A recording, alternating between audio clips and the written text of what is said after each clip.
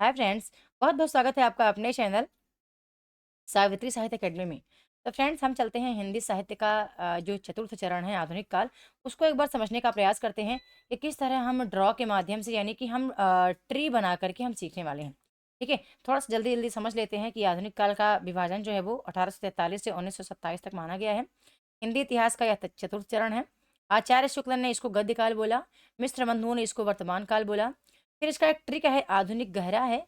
तो आधुनिक गहरा से मतलब ग से लेके गणपत चंद्रगुप्त, हा से हजार प्रसाद द्विवेदी और रा से डॉक्टर राम कुमार वर्मा, इन्होंने आधुनिक काल ही नाम दिया है आधुनिक काल को, ना कि गद्य काल या वर्तमान काल बोला है।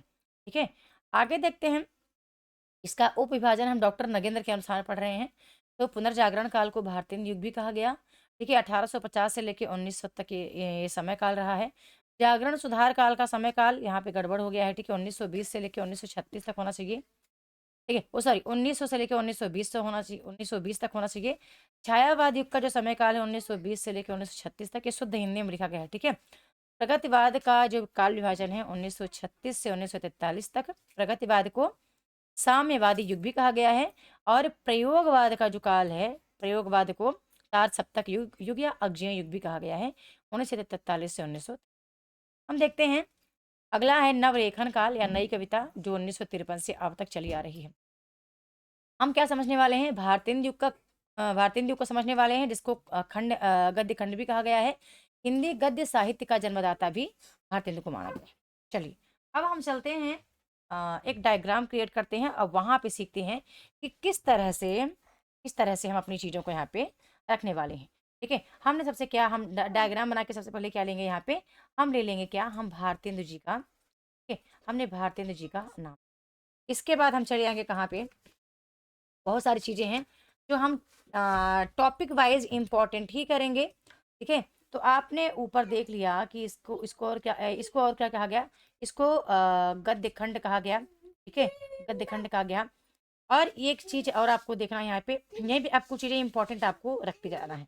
कैसे, जैसे कि यहाँ पे आप देख लोगे कि फ्रेंड्स इंपॉर्टेंट है इनका जो उपनाम था। ठीक है, उपनाम क्या था, भारतेंद्र जी का उपनाम क्या था, ये रसा उपनाम से लिखते थे। फिर आगे आपको क्या पता होना चाहिए यहीं पे, इंपॉर्टेंट, आप पॉइंट टू पॉइंट बना के लिखना। ठीक है, ये कहाँ प्रतिष्ठित थे, पुष्टि मार्ग में दीक्षित थे। ठीक है, कहाँ, पुष्टि मार्ग में, पुष्टि मार्ग में ये दीक्षित थे।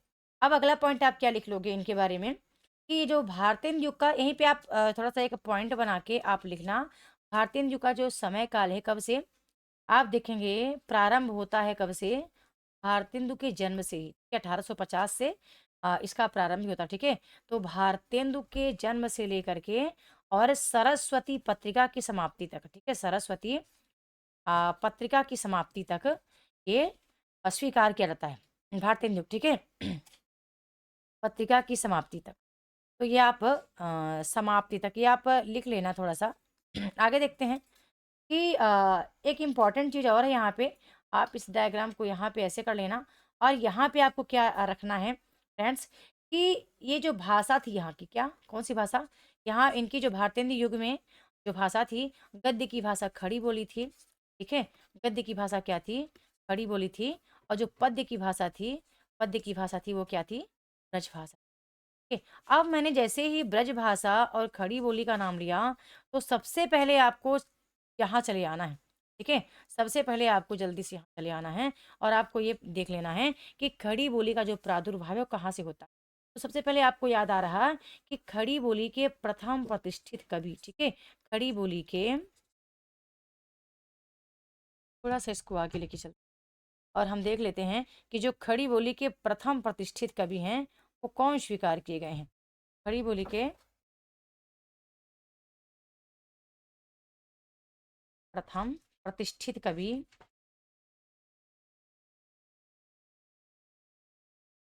कवि कौन है, अमीर खुसरो। ठीक है, अमीर खुसरो, अमीर खुसरो को स्वीकार किया गया।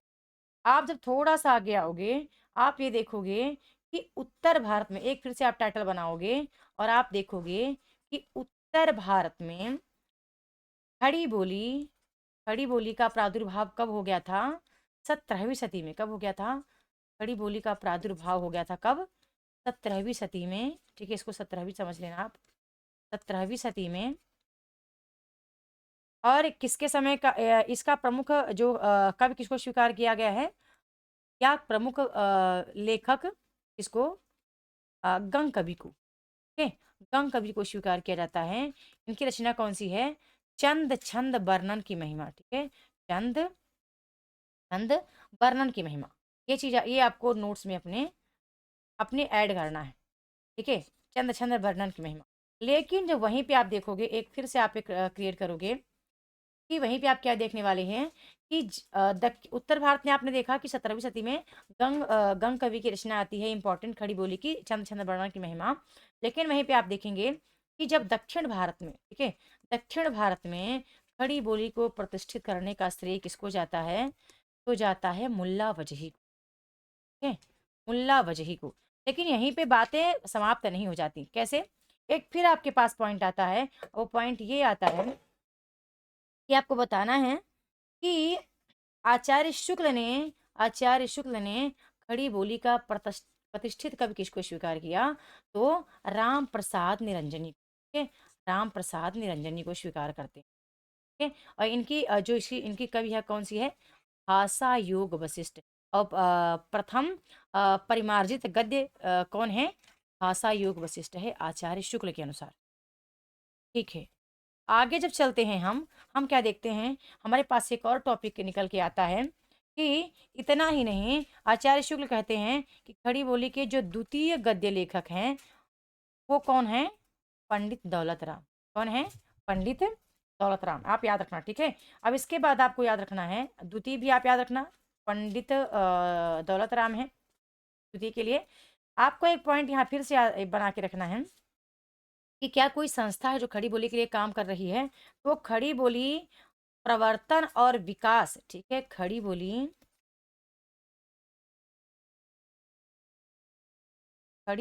प्रवर्तन और विकास। ठीक है, खड़ी बोली प्रवर्तन और विकास में जो सबसे ज्यादा योगदान दे रहा है वो कौन है, फोर्ट विलियम कॉलेज है। कौन है, फोर्ट विलियम। ठीक है, फोर्ट विलियम कॉलेज। समय काल क्या था इसका, इसका समय काल क्या है, 1800। ठीक है, बहुत बड़ा योगदान है। अब जब थोड़ा सा आप फिर से एक आप यहीं पे, क्योंकि बात भारत हिंदू की हो रही है, तो आप देखेंगे कि उन चार महानुभाव का, ठीक है, सदालाल मिर्च खाओ। ठीक है, कौन, जिसके आप कमेंट सेक्शन में लिखना कि मैं किसका नाम ले रही हूँ, मैं रचनाओं का नाम ले रही हूँ।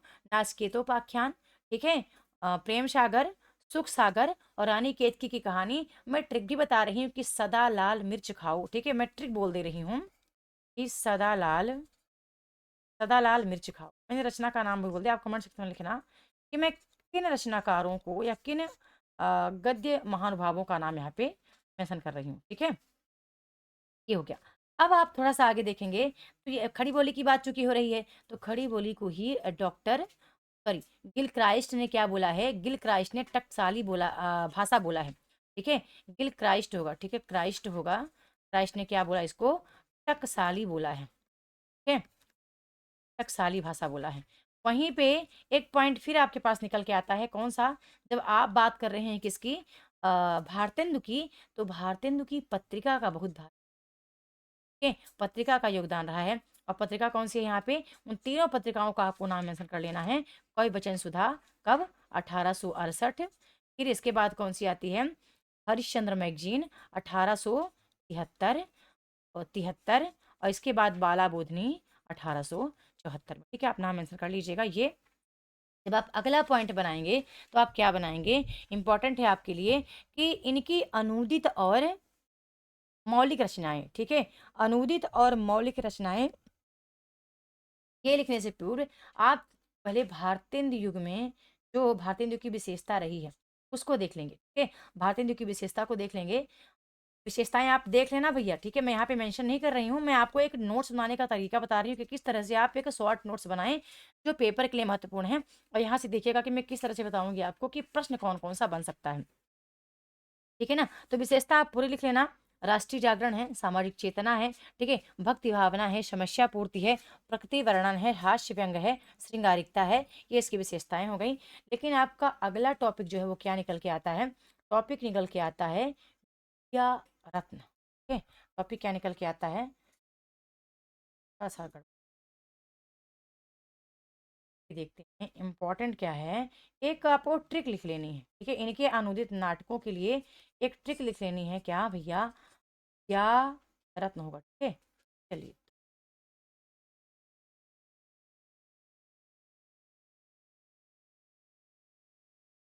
हाँ, क्या रत्न है पाखंड धन, ठीक है, पाखंड धन।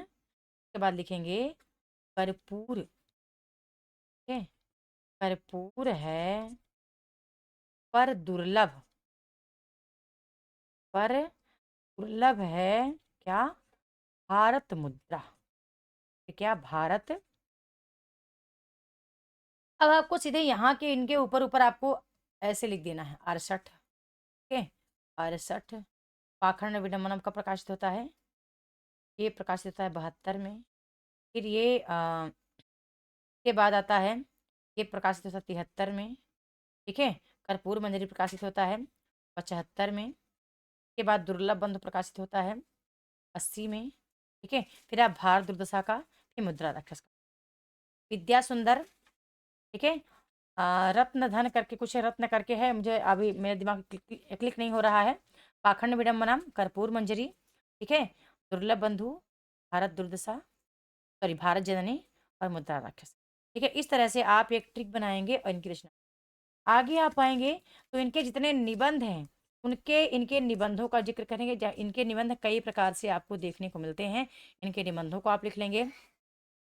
आगे चल करके इन्होंने कुछ यात्रा वर्णन लिखे हैं, और साथ ही इन्होंने कुछ इम्पॉर्टेंट लिखे हैं। क्या, कुछ इम्पॉर्टेंट इनकी ऐतिहासिक कृतियां आती हैं, जिनको कभी कभी आप देखेंगे संस्मरण की श्रेणी में या फिर आत्मकथा की श्रेणी में भी रखा गया। जैसे कि आप बीती जग बीती को कहीं कहीं पे आत्मकथा और कहीं कहीं पे निबंध की श्रेणी में रखा गया, तो भी आप नोट डाउन करना, ठीक है। अब एक छोटी सी वीडियो में आपको बताने का प्रयास की हूँ कि इसमें, और देखो इसमें क्या कहाँ कहाँ से प्रश्न बन सकता था। जैसे कि मैंने यहाँ से लिया, पहला प्रश्न आपका क्या बन सकता था। मैंने क्या ले लिया था, मैंने सब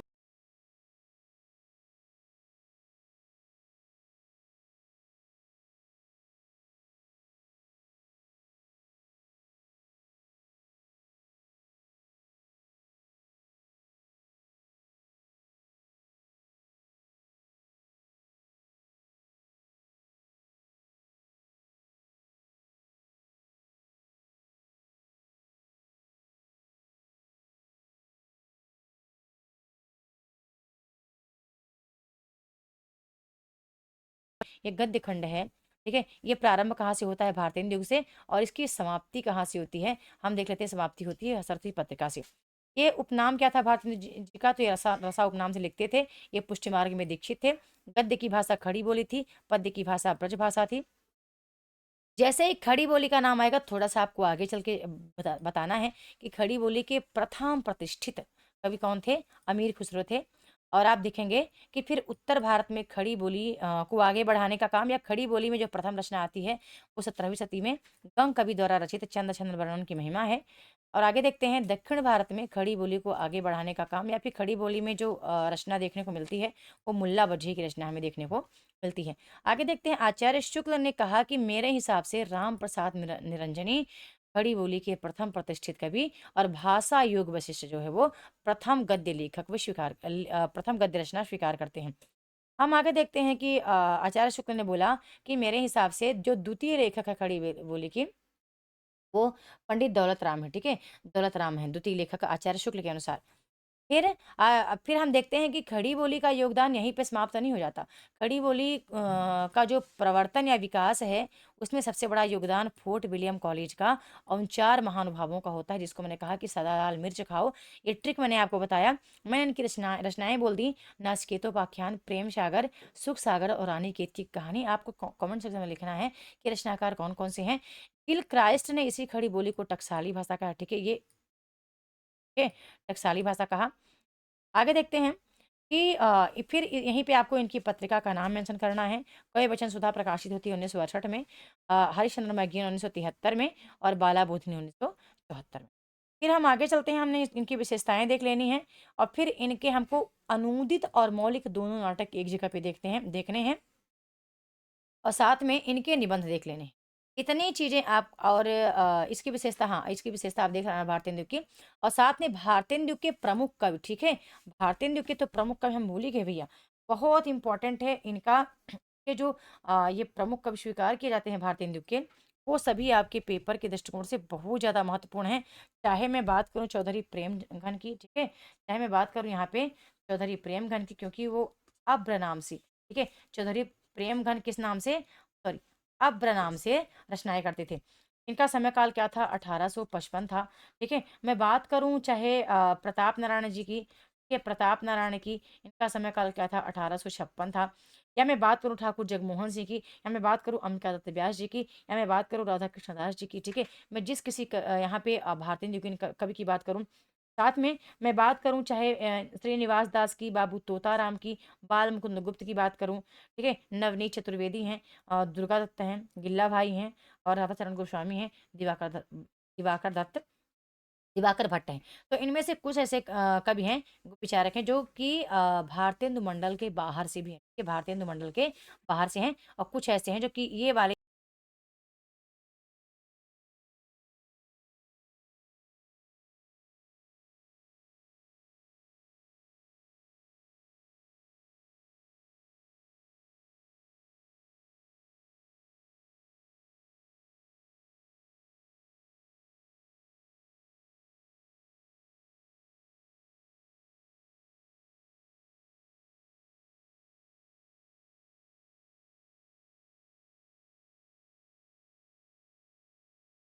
जैसे कि पहले आपको पता था यूजी सिनेट साहित्य दर्पण था, मैंने इसको चेंज किया, सावित्री साहित्य अकेडमी किया है।